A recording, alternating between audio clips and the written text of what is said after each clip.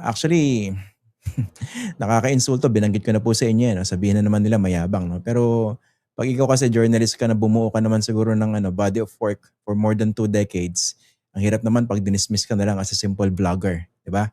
Yung tipong porke meron kang internet connection, siguro meron kang magandang studio, tapos meron kang magandang lighting, tapos opinionated ka, nagsalita ka, kumuda ka, vlogger ka na. At most content creator po 'yun. Pero hindi talaga lahat pwede maging journalist 'no. So, tulad ng binabanggit ko before sa mga sumusubaybay dito sa ating walang kakuwenta-kuwentang podcast, eh, all journalists if they go to social media, they can be content creators, but not all content creators can be journalists. Ayun, nagpapaliwanag lang po ako 'no, hindi naman po ako nag-o-offend kasi masyado po maraming nasasaktan ngayon, eh, 'no. Aware naman po ako na ulam tayo nitong mga pro Marcos vloggers, content creators, and loyalists. Dahil po rin sa supposedly, komentaryo natin last week dito kay mahal na Pangulong Ferdinand Bongbong Marcos Jr. Ayan, kumpleto na po 'no. Kasi dati marami nang offend eh. Actually pareho sila mag-isip ng mga DDS eh. Ang naalala niyo dati 'no, nasa ANC pa ako, paliwanag na ako ng paliwanag eh. Bakit ang tawag lang kay then President Rodrigo Duterte, Duterte? Bakit ang tawag lang kay Gloria Arroyo, Arroyo? Bakit ang tawag lang kay Noynoy Aquino, Aquino? O kaya Pinoy, o kaya Noynoy, kay Duterte Digong. 'Di ba kay mahal na Pangulong Ferdinand Marcos Jr., ang tawag din sa kanya, Marcos, Marcos Jr., BBM. For the end time, ipapaliwanag ko lang po doon sa mga naguguluhan, style book po yun sa journalism. First mention, unang-unang pagkakataon na babanggitin mo yung pangalan ng leader ng bansa, pwedeng President Ferdinand Bongbong Marcos Jr. o pwedeng President Marcos Jr. Pero subsequent mention, pwede pong Marcos na. Hindi po kabastusan yun. Parang si Obama, si Trump. So binabastos ko ba si Trump o si Obama? Si Netanyahu? Si Xi Jinping? Pag binabanggit natin yung mga ganong pangalan, hindi yung kumpletong title. 'Di ba? Yung Santo Papa nga 'di ba, nung panahon ni Pope Francis, ang tawag lang sa kanya Francis or the Pontiff. Ngayon, pinagtiyatiyagaan ko po ipaliwanag ito dahil nga marami po naguguluhan. Ang tingin nila kabastusan 'yon. And of course, speaking of kabastusan, ang tingin nila kabastusan daw yung ginawa ko rito kay mahal na Pangulong Ferdinand Bongbong Marcos Jr. Dahil sinabi ko raw na tanga siya. Pero kung babalikan niyo 'no, ang sabi ko, it's either baka ma-offend na naman kayo 'no, conditional yung sinasabi ko dahil, ah self-explanatory actually yung sinabi ko 'no, pero pinaliwanag ko na 'to kagabi 'no. 'Pag ikaw yung presidente ng isang bansa, napakalakas po ng kapangyarihan ng isang presidente ng kahit sinong presidente nakaupo sa Pilipinas. Dahil nandun yung control niya sa budget kahit na technically, based on our constitution, the power of the purse is with Congress, the two houses, okay? Ngayon kung mapalusutan po yung nakaupong presidente ng isang katutak na maanumalyang insertions, 'di ba? Let's say yung budget, yung counterpart budget para dun sa mga foreign assisted projects ng pangulo, nililipat pala ng kanyang mga kaalyado dun sa mga unprogrammed funds o dinadala dun sa kanilang flood control projects na very, very questionable. Ano pong reflection nun dun sa mahal na pangulo? Hindi ba napapaikot siya? Sasabihin, 'di ba pinahinto nga niya? Opo, we credit the president for that, no? Walang ibang presidenteng gumawa nun. Took the bull by the horns. Pero bawal po ba magtanong dun sa pagkakataon na tila napalusutan siya? Mm. Hindi ko na itatanong kasi marami na-offend, no? Babawiin ko na lang po, no? Pakibawi na lang po yung mga tinanong ko. Ganun na lang po. Kasi ang dami na-offend eh. Tapos eto pa, no? The fact na nagpapaliwanag ako ng ganito because naniniwala pa rin ako sa reasonability tsaka common sense ng marami sa mga nagtsatsaga dito sa walang kakwenta-kwentang podcast na ito. Pero I think obvious naman po sa inyong lahat, no? Una kasi hindi ko pinapansin eh, pero ang dami na nag-a-alert sa akin. Ngayon, may death threat nga kanina, eh, di ba? Sabi, pinost ko sa Facebook. Sabi ng isang loyalista, isang bala ka lang. So takot na takot ako doon, sobra. Dahil sabi niya isang bala lang daw ako. Pero makikita yung pag-uugali ng mga hardcore BBM loyalists, no? Parehong-pareho sila mag-isip ng mga DDS eh, 'di ba? Parehong-pareho. Kaya bagay na nagsama sila sa uniteam. Ayun sasabihin nila, "Hindi dilawan ka, pinklawan ka." Hindi po, hindi ako dilawan tsaka hindi ako pinklawan. Kung nakaupo ngayon sa Malacanang, pinklawan o kaya dilawan at napalusutan din ng mga questionable flood control projects na 'yan, yun din po yung sasabihin kong proposition. Oo, sigurado po ko 'yan. Nagsasalita ako ng tapos, okey? Oo. Pero kung mapapansin niyo 'no, masyadong masyadong obvious, na yung pag-atake po sa inyong lingkod over the past several days, coordinated, massive, online attacks. I suppose may funding, 'di ba? Sino ba naman tayo para pagtiyagaan itong mga pinagpipitaganan ng mga pro-BBM vloggers na ito para banatan, 'di ba?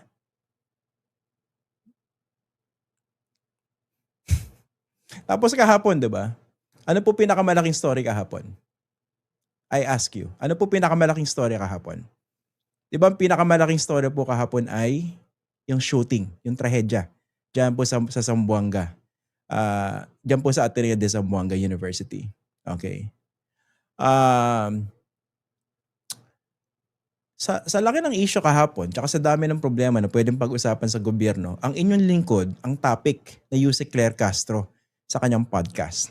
So, I'm privileged, I'm overwhelmed na ako po yung naging topic niya. Hindi ko naman sinasabi na kasama siya dito sa organized na galawan na ito ng mga pro-BBM vloggers 'no. Hindi ko po sinasabing may kinalaman dito yung Malacanang.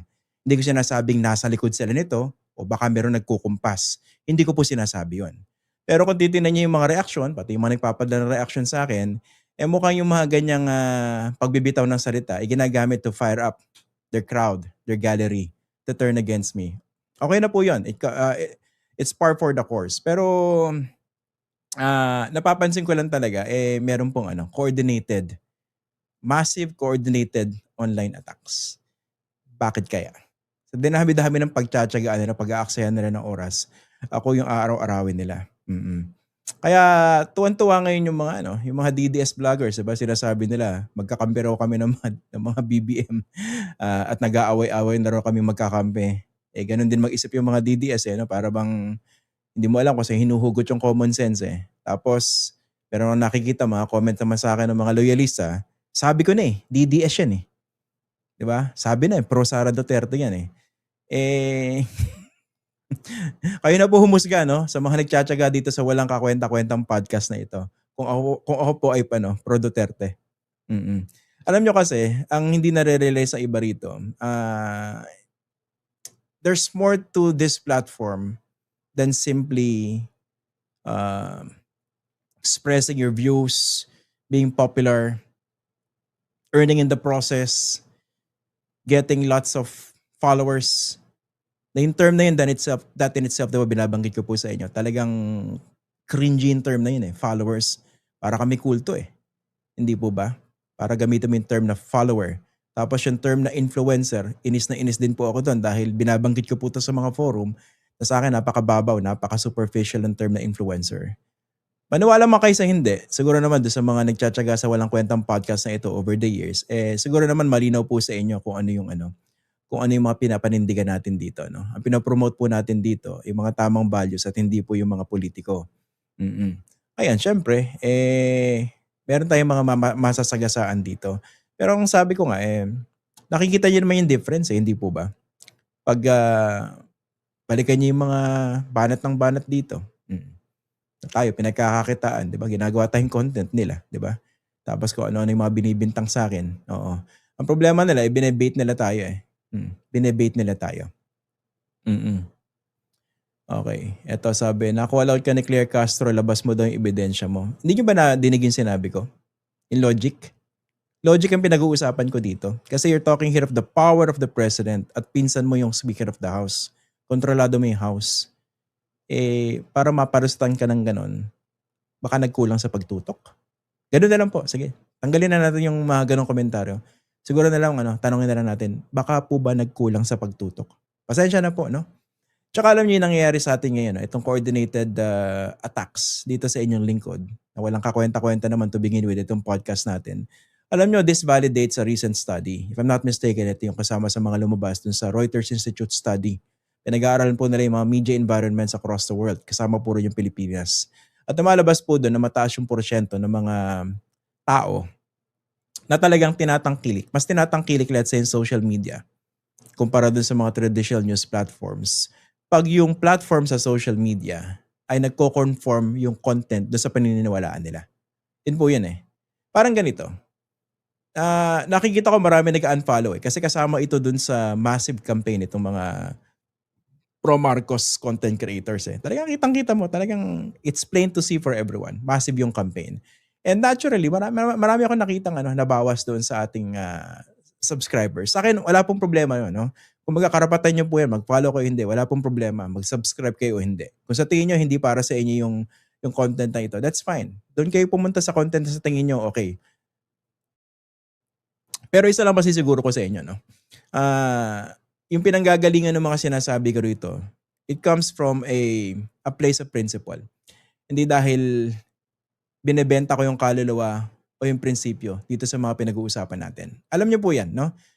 Makikita niyo naman siguro yan doon sa mga nagtsatsaga rito sa walang kwentang podcast na ito. Alam niyo ba't ako nag-a-address ito? Dati bala ko talaga ignore, eh. Pero kasi maraming maraming nagpapaano na, yung marami nag-uudyok. Sumagot ka na ganyan-ganyan.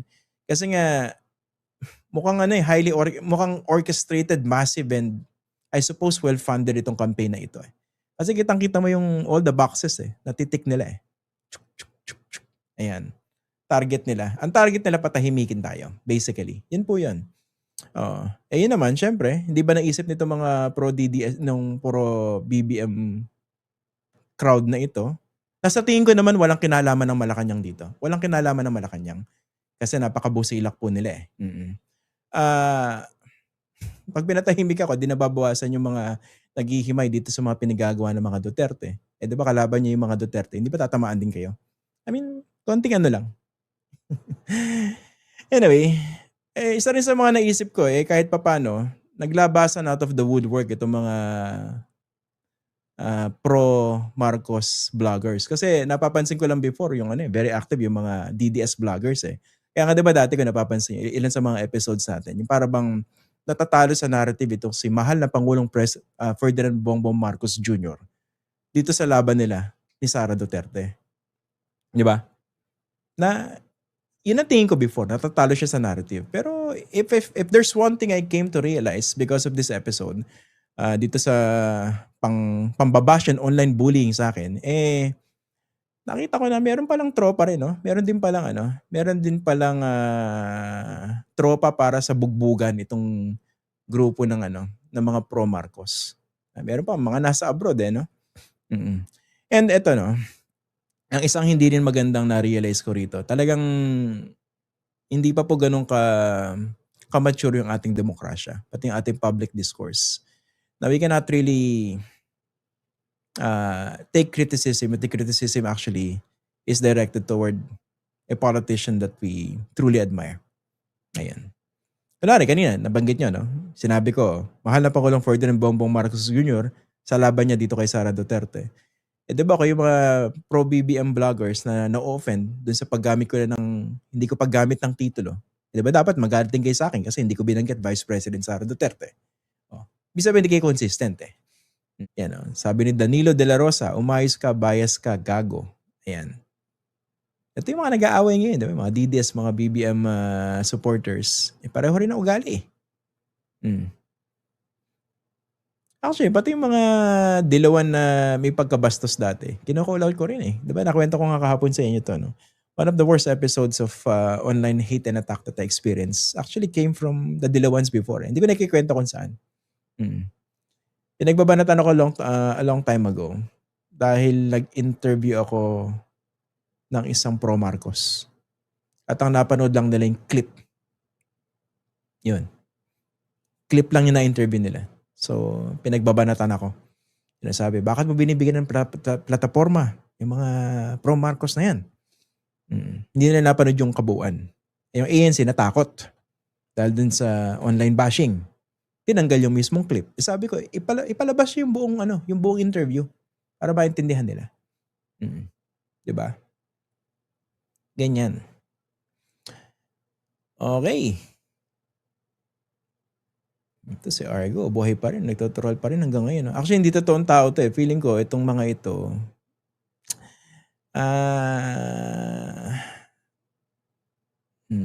ayan, buhay na buhay yung mga trolls ngayon. Oo. Doon sa mga medyo reasonable na mga Pilipino, at marami pa rin kayo. I truly believe that.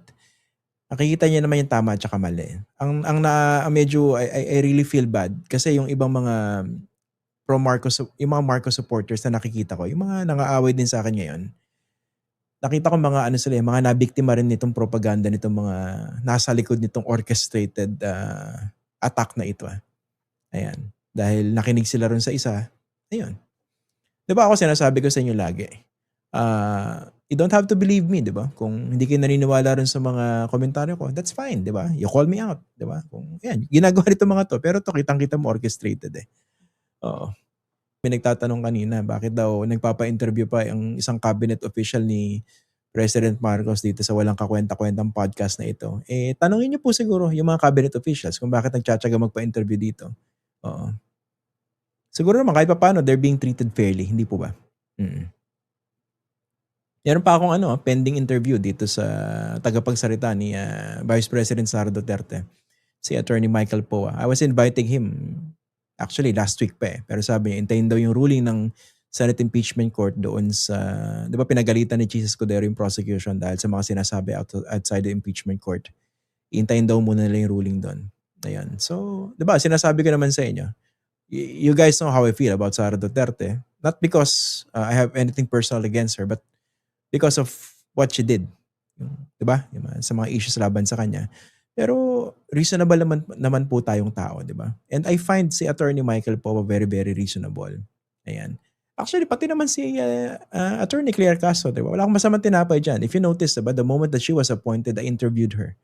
At kung pinanood niyo po yung buong interview na yun, I actually was concerned about her dahil I was concerned about her independence, dahil from a legal analyst, 'di ba, sa TV, sa radio, bigla siyang pupunta sa Malacanang, yan, 'di ba? Isa sa mga binabanggit ko nun, nawawalan siya ng boses. And that was coming from a place that cared, 'di ba? So, pero anyway, kung she felt very, very strongly about, my commentary that she had to devote an entire episode, just to talk about it and perhaps in the process hit me and gather like-minded supporters of the president, to attack me, eh, gano'n talaga, eh, 'di ba? Tapos panghuli, eh, banat kayo ng banat sa'kin bakit ako nandito sa plataporma na ito, 'di ba? Eh, baka hindi niyo banatan yung mga nasa gobyerno na nagba-vlog. Hmm. Yung tagapagsalita ka pero nagba-vlog ka, 'di ba may conflict 'yun? Eh, yung presidente nga podcaster, eh, hindi po ba?